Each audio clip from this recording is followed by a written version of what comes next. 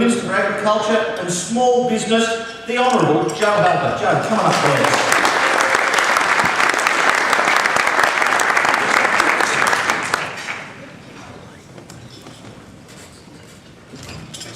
Thanks, mate. Thanks for that very much, Tony. Could I begin by acknowledging Bob Humphries, of course, the President of VAFI, Phil Deladarkis, the CEO of VAFI. Could I acknowledge many parliamentary colleagues, including the leader of the National Party, Peter Ryan. Could I acknowledge friends of the Victorian timber industry, ladies and gentlemen. I think at the outset, what I want to put on the record is that the government and I are very proud of your industry. We are proud because it's a sustainable industry. It employs 24,000 people and generates about $1.64 billion of economic activity in this state. And I'll refer to the sources of these figures a little later on. That's why we released the timber industry strategy in December last year. And at this point, I want to acknowledge the terrific work that the industry has done to inform our development of the timber industry. It's a 20-year roadmap to give the industry certainty, to give it a direction, and through that to provide certainty for investors. Still, I think it's fair to say that the industry is always under the microscope with its many detractors. And in this room, we should be honest about that. I reckon we should use the Humane Society Act, some of you may have seen it, showing the impact of illegal logging on the habitat of the orangutan. I don't see it all that often, I don't want to tell you all that often, I don't know whether it's still currently running. But I reckon we should use that ad, and at the end of it, run a banner across the bottom of it, a caption across the bottom of it, and that's why we have a sustainable timber industry in Victoria. And while some of the industry have already made strategic choices and decisions regarding native timber harvesting, the Victorian Government stands by its vision for the native timber industry as being productive, competitive and sustainable. And I'd like to acknowledge VAFI's recent stated support along very similar lines. And whilst the objectives of the timber industry strategy will no doubt continue to be tested by those that oppose sustainable native timber harvesting, there has been significant progress across key actions of the strategy. Key amongst the actions completed so far, and if I can provide you with an update on that, are those dealing with big forest governance and resource security. As Minister for Agriculture, I'm now the relevant minister for big forests. And I guess in politics, like in life, you've always got to be very grateful when you receive what you ask for. I don't think that's how the saying goes, but I'll stick to it this tonight along those lines.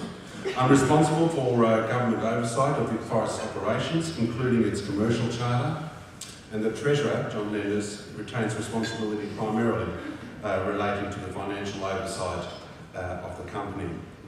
These new governance arrangements ensure that the Treasurer and I are now accountable for timber industry matters most closely related with our portfolio areas and most closely related to the capabilities of our respective departments. As the relevant minister, my responsibilities are primarily focused on parliamentary accountability, corporate governance and the strategic directions of Big Forest.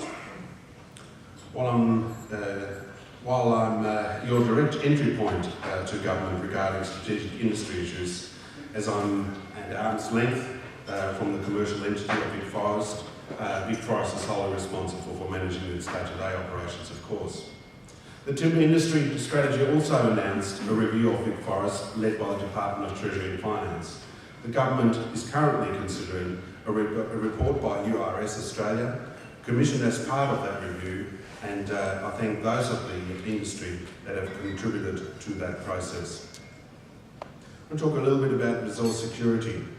In terms of resource security, on the 23rd of September, the allocation to Big Forest, Order 2010, was gazetted, identifying the forest stands that make up Victoria's working forest areas.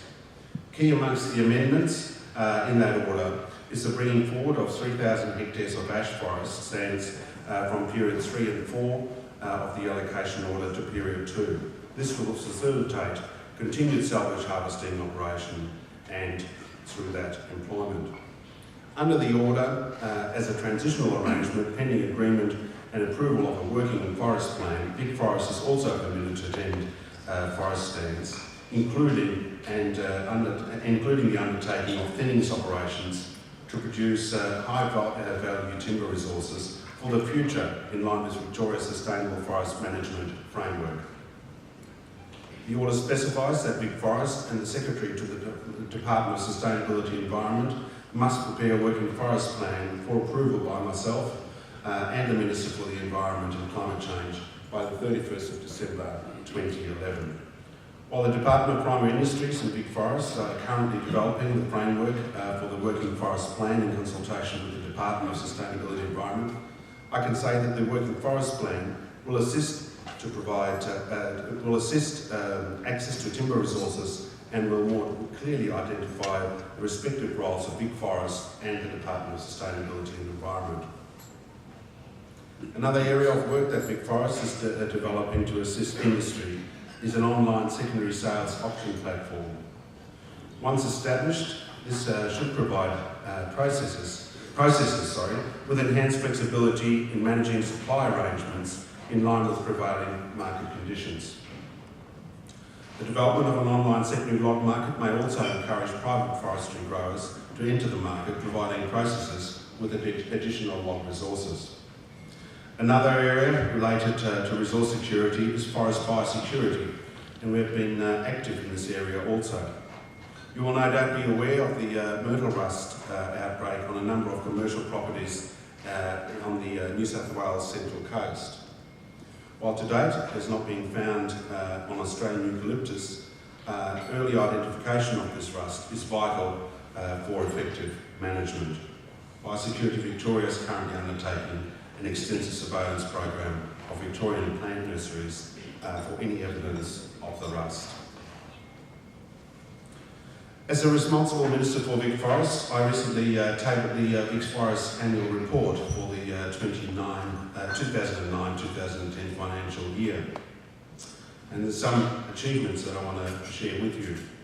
I'm sure not everybody in this room, despite very close interest in the industry, has necessarily read the report from cover to cover. Vic Forests announcing a profit of $3.5 million, a turnaround of more than $8.6 million on the previous year's result. Vic Forests submitted 5,400 hectares of regenerated forest to the DSE for verification, approval and ongoing management following the completion of extensive regeneration work. And Vic Forest has successfully recertified to the Australian Forestry Standards in February 2010. Finally, I'd like to thank those who participated in the recent forest industry survey conducted by Dr. Jackie Sherman of the Australian National University on behalf of the Department of Primary Industries. The outcomes of that survey, which capture change in the socio-economic characteristics of Victorian forestry industries, are now available on DPI's website, and I understand that DPI will also be arranging a number of industry briefings, and I encourage you to take part in those. It is that source that I referred to earlier in terms of the size of the industry. The report also provides the government with an important benchmark against which it can measure the impacts of the actions undertaken through the timber industry strategy. I encourage you all to take a look at the report and attend the upcoming DPI briefings. I think as I come to the conclusion of my remarks and before I enter the all-haters question time, I'd like to just reflect a little bit on the industry as an individual see it. Certainly not an industry for the faint-hearted. It is so often maliciously attacked and rarely given credit for its contribution and its achievements.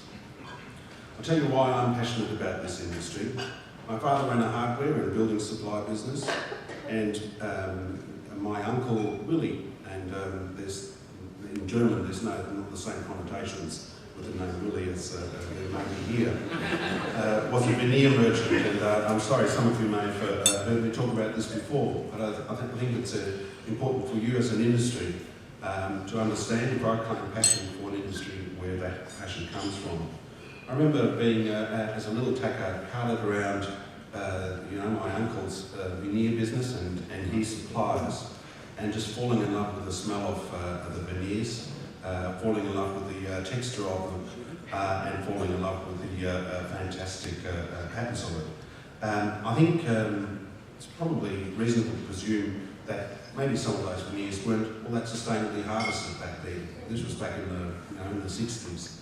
But the industry has come a long way, and I think its status as a sustainable industry, and one that provides an absolutely fantastic product in so many different forms, is one that I certainly admire. I'm also, of late, become a mad four-wheel driver, and I don't think you would have me as a passionate advocate for the industry if I had any sense that as a consequence of the industry's operation, that our environment and our public lands were in any way, shape or form degraded. So I think when you combine a love for the product and an absolute belief that in this state we run the timber industry sustainably, you can understand, just like so many of you, that this industry is one that the government should be, as it is, passionate about. Can I just, in final conclusion, thank Bob and Phil for hosting me here tonight, for giving me the opportunity to spend an evening with you again, and to also have the opportunity to discuss some of the issues that are involved in the forestry industry in this state.